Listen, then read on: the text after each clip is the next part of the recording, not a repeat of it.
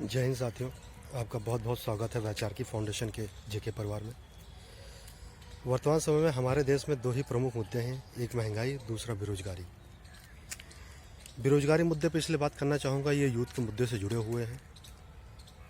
कभी कभी ऐसा लगता है कि महंगाई और बेरोजगारी दोनों में रेस हो रही है। जिस दिन महंगाई नहीं बढ़ती उस दिन बेरोजगारी बढ़ जाती है, और जिस दिन बेरोजगारी नहीं बढ़ती उस दिन महंगाई बढ़ जाती है।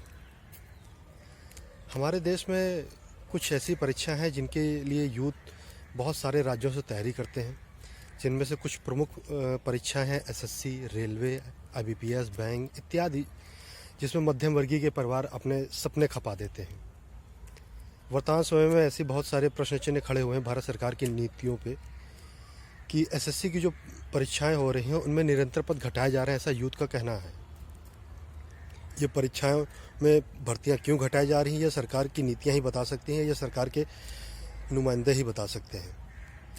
किसी भी परीक्षा की तैयारी के लिए विद्यार्थी अपने आधे जीवन खपा देता है उस परीक्षा में, और उसको सबसे बड़ा डर ये भर्ती से नहीं लगता है। उसको सबसे बड़ा डर लगता है जब परीक्षा पास करने के बाद वो जो मामला कोर्ट में पहुंच जाता है, उस चीज़ से डर लगता है। जो परीक्षा पास कर लेता है, जब उसको नियुक्ति नहीं मिलती, उस चीज़ से उसको डर लगता है।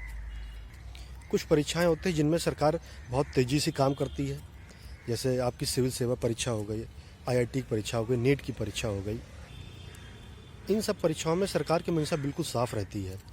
वो एग्ज़ाम कराते हैं, एग्ज़ाम करने के बाद उसके कुछ ही दिनों में, कुछ ही माह में उसके परिणाम आने शुरू हो जाते हैं। परंतु जब हम छोटी परीक्षाओं में आते हैं जिसमें बहुत सारे युवा लगे रहते हैं, चाहे आपका एसएससी हो, चाहे बैंक हो, चाहे बहुत सारी परीक्षा में क्या क्या आपको नाम गिनाऊँ, उनमें सरकार की मंशा कुछ समझ में नहीं आती है। अगर हम बात करें 2019 की, तो 2019 में चुनावी मौसम में रेलवे द्वारा एक 90,000 से ज़्यादा पदों पर भर्ती निकाली गई। चुनावी मौसम में ये क्यों भर्ती आई, या तो ये रेलवे बता सकती है या सरकार ही बता सकती है। इस भर्ती में लगभग पूरे देश से 3 करोड़ छात्रों ने फॉर्म भरे। उस फॉर्म फीस में उसका 500 रुपये उसका फॉर्म फीस रखा गया था, जिसकी वजह से सरकार को अरबों रुपए से ज़्यादा राजस्व प्राप्त हुआ।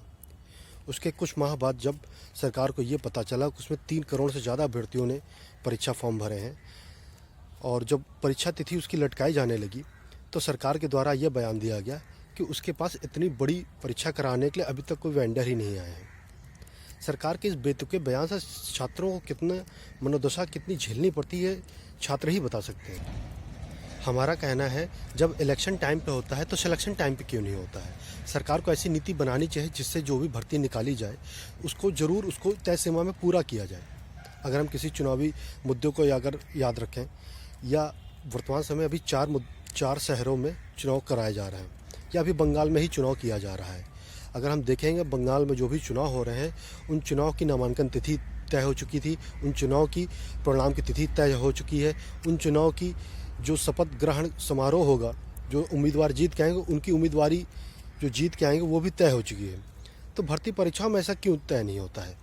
भर्ती परीक्षाओं की भर्ती की जो फॉर्म आते हैं वो तय किए जाएँ, उनकी जो रिजल्ट आएगा वो तय किया जाए, उनकी जब नियुक्ति दी जाएगी वो तय किया जाए। हर एक प्रोसेस उसमें तय क्यों नहीं किया जाता है। उन विद्यार्थियों को क्यों धोखे में रखा जाता है। देश के किसी भी राज्य में चले जाइए, हर राज्य में आपको यही समस्या देखने को मिलेगी। जो वहाँ पे चुनाव होते हैं वो तय समय में तो हो जाते हैं, पर वहाँ जो भर्तियाँ होती हैं वो तय समय में नहीं होती हैं। जिस तरह चुनाव के लिए चुनाव आयोग बनाया गया है, उसी तरह सिलेक्शन के लिए सिलेक्शन आयोग क्यों नहीं बनाया जाता, जो तय समय में सारी प्रक्रियाओं को पूरी कर सके। छात्रों के इस दर्द को सरकार को समझना चाहिए, सरकार को इस मुद्दे पर बात करनी चाहिए। अगर हम ध्यान देंगे, कुछ दिन पहले सोशल मीडिया में ट्रेंड किया गया था, मोदी जी रोजगार दो, वो इसीलिए किया गया था, जगाने के लिए किया गया था। अगर सरकार अभी नहीं जगेगी तो आने वाले दिनों में इसके बहुत भयंकर परिणाम होंगे।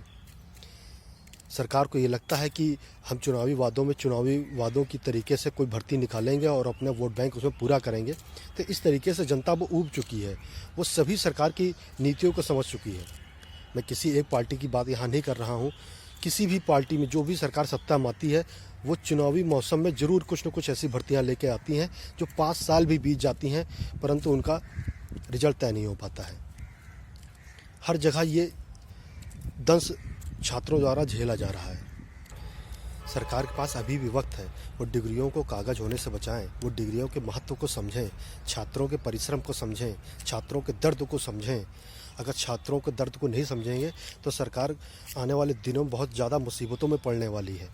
अभी तो 2021 चल रहा है, आने वाले दिनों में यूथ और ज़्यादा होता जाएगा, और ज़्यादा संघर्ष बढ़ता जाएगा, और संघर्ष के बीच में जब पिसेगा तो गृह युद्ध की स्थिति भी उत्पन्न हो सकती है। मेरी सरकार से यही मंशा है कि वो कोई भी कमेटी बना करके किसी भी प्रकार की परीक्षा को तय समय सीमा पूरा कराने की कृपा करें। भर्तियों को कोर्ट में ना अटकाएं। कोर्ट में अटकाने की वजह से छात्रों में रोष उत्पन्न होता है। उनके धैर्य की परीक्षा नहीं लीजिए छात्रों की। बस आपसे यही मंशा है। जय हिंद, जय भारत। और नीचे जो वो सब्सक्राइब का बटन है ना, उसको हिट करो, जल्दी से करो सब्सक्राइब।